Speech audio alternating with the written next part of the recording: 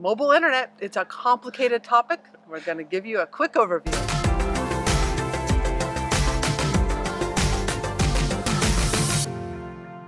Hi there, I'm Cherie. And I'm Chris. And we are the hosts of the Mobile Internet Resource Center. We have been full-time traveling tech nomads since 2006, living and working full-time from various RVs and now even a boat. But all this time, staying connected and working online has been absolutely essential for us to be able to live this type of lifestyle. And we got asked the question so often about how we got internet to work remotely like this, that in 2014, we made it our full-time job. So welcome, and over the years, we have expanded our team. Ta-da. And we are blessed to rendezvous with Jen here. She's part of our team. And we're going to give you a quick overview of the three primary ways that RVers and cruisers stay online: cellular, Wi-Fi, and satellite. Now, there is no perfect solution, and we know that's probably the answer that you want is what is the best mobile internet solution? But there's not one universal, one-size-fits-all, this is the best way to stay online for everyone, because everyone's needs are very, very different, and the options that are available are changing all the time. So something that somebody bought and set up 6 months or a year ago is completely different than what might be appropriate for you now. So we do have a lot of content on assessing your needs, but let's dive into what the options are.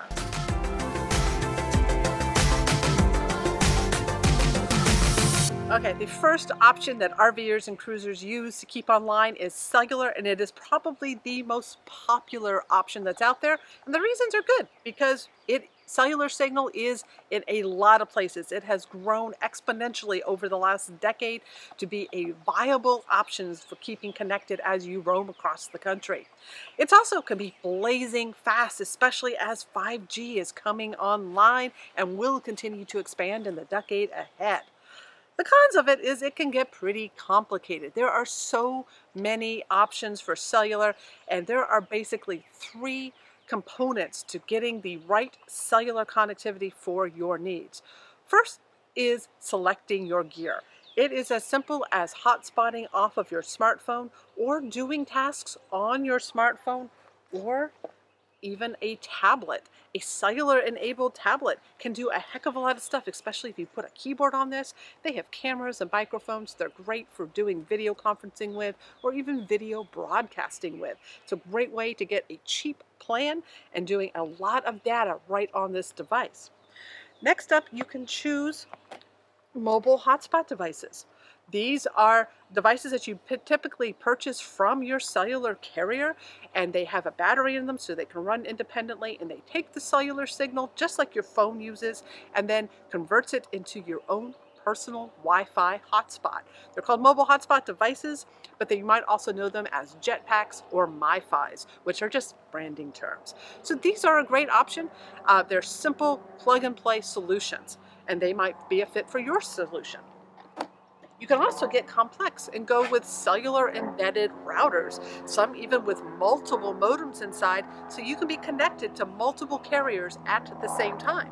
And a router also allows you to create a much more robust local area network for keeping all of your devices, your laptops, your TVs, your light bulbs, maybe your scale, your watches, keeping them all online and combining multiple internet sources, maybe cellular, Wi-Fi, and eventually satellite, all running through the same router. So this is more of an advanced setup. And then next is picking your data plans. And this is something that is changing all the time. You have to first select which carrier, or more pertinent, probably multiple carriers, because there are three, well, maybe four in the nation right now. You got Verizon and AT&T and T-Mobile coming up in third, but really on a trajectory to compete with the big two. And there's still Sprint out there. While they were acquired by T-Mobile, they're still at present time operating independently. So there are plans dedicated just to Sprint right now as well. And US Cellular is a regional carrier that is large enough to keep an eye on. And then you have to pick the data plans. You need plans that are suitable for the device that you are using. So if you are using a smartphone, you need a smartphone plan. If you're using a jetpack or a router, you need a data-only plan that is compatible with the device you want and provides the amount of data that you need to keep connected in your travels. And of course, each network is going to have their strong spots in each area of the country and where you visit. So it makes sense to have multiple carriers because in one location, one carrier may work better than another, and it could be completely different at your next location. Next is your signal enhancing strategy. How are you best going to optimize that wireless signal that could be coming from a dozen miles away from a cellular tower so that you can get the best data performance? There are, of course, cellular boosters like this WeBoost Drive Reach. There are others out there by HiBoost, Smooth Talker, Cellfi, and others. And these will boost your signal electronically and create a boosted signal. But for data, they may not always be the best choice because of a core technology called MIMO. That's multiple in, multiple out. And with devices that have antenna ports like this Netgear Nighthawk or cellular embedded routers, using an external antenna that has multiple antenna leads or using two separate antennas can actually produce better results for signal enhancing. Now, we have a bunch of content on all of these topics with cellular. If you go to our cellular resources page, you can dive deep into each of these topics.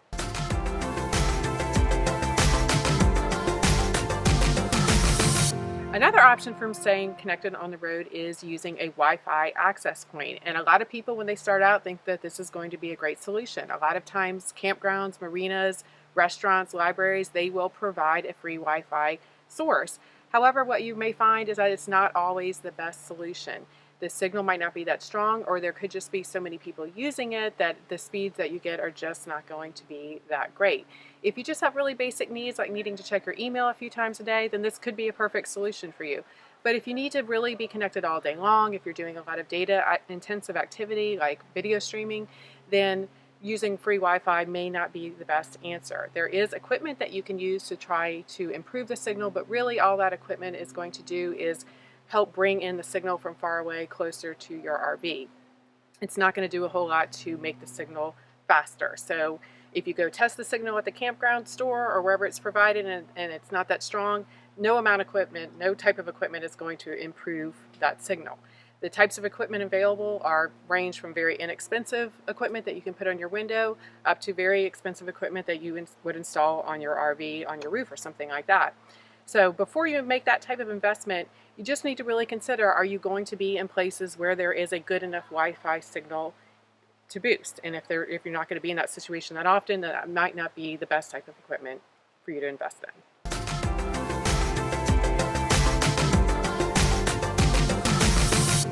Now, the third way that RVers and cruisers can try to get online is via satellite, internet from space. And the dream of this is very exciting. The idea of satellite internet is that you can get connected from absolutely anywhere.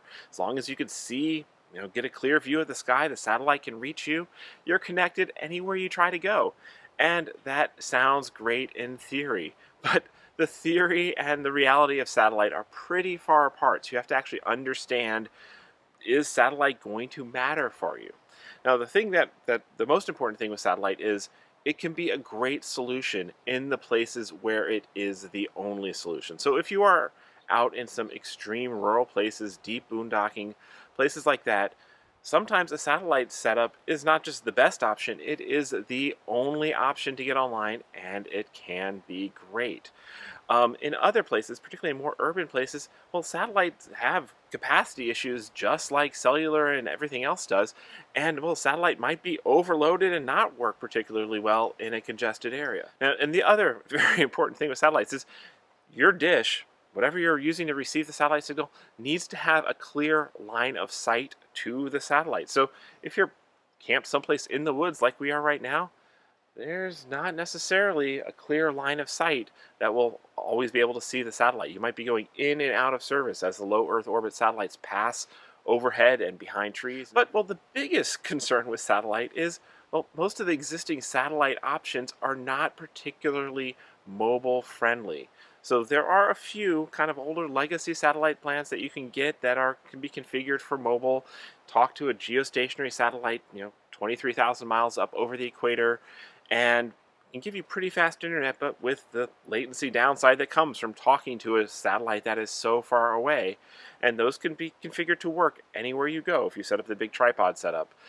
There's a whole new generation of satellites that are low Earth orbit satellites like SpaceX's Starlink or Amazon's Kuiper and OneWeb and others that are coming out over the next several years, over the course of the next decade, that get rid of all the issues with latency, and they're much faster. Much lower latency is basically as good as a cellular connection, but in space. But the downside of these is, at the moment at least, when we're filming this, they have not been enabled for mobility, so they don't let you take that connection and move it to the places that RVers want to go. So we're in a really exciting time for satellite. There's some interesting options that will probably become available in the years ahead that will really give you the option to be connected just about any place you go, on the road, on the water, even around the world. But know the trade-offs, know what's actually available versus what is promised and coming soon, and understand the catches. Now, there's one other side of satellite that might be of interest to you, is if you don't actually need a fast broadband connection, but you only need a little bit of data to check in and let people know you're safe, or that you need help, or maybe to send out quick little messages and emails and texts. There are satellite messengers that you can get that are very affordable and will work just about anywhere. You can't surf the web, you can't even do anything graphical at all, but you can send text messages and you can get weather reports and you can do things like that anywhere. So definitely understand, satellites are not going to be the universal replacement for cellular, even as some of these next generation technologies evolve. So it's going to be a great thing for remote areas. It's going to be a great complement for cellular over time. It's not going to be the be all and end all anytime soon.